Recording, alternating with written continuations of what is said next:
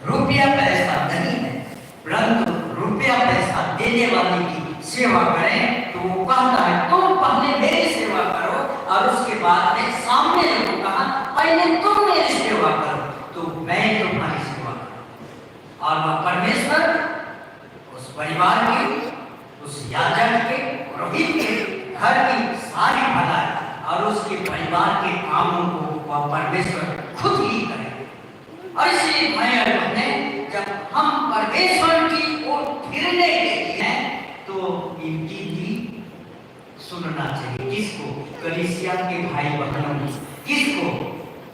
कलीसिया के संविधान काउंसिल के निर्णय को मानने के लिए कौन ये बैठा हुआ मंडली है? यही कलीसिया है। और इनको अपने याजक का सम्मान मर्यादा रखना, वही मैंने उनको कहा। अब कलीसिया को बोलता हूं कि इस संविधान की मर्यादा को बनाए रखना हर एक का जवाब दें, ताकि हम इस कलीसिया में परमेश्वर की उपस्थिति को हम महसूस कर सकें और अंतिम पायदान में बैठे व्यक्ति की सेवा मिल पाए, लोग याजक पुरोहित कर सके और उनको एक मनुष्य होने के कारण से एक मानव सेवा उनको मिल पाए। और इसलिए कलीसिया में किसी भी तरह की स्वार्थपरता काम नहीं करती। अगर ऐसा होता है तो वहां पर सच्ची भक्ति और वह पवित्रता भी समाप्त होगी, अशांति फैलेगी और लोगों में फूट-फूट का परिस्थिति उत्पन्न हो जाएगी।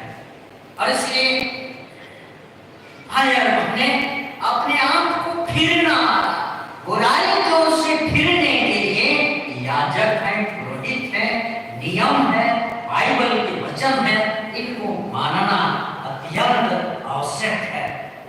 इसलिए कि परमेश्वर बुराई को कभी नहीं चाहता है।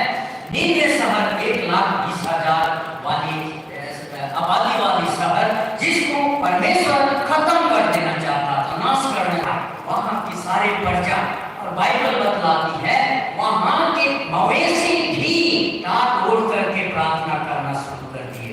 योना अध्याय 3 उसके पद 8 से मैं बोल रहा हूं और पद 10 से बोल रहा हूं कि पशु भी टाट ओढ़ करके लिखा है।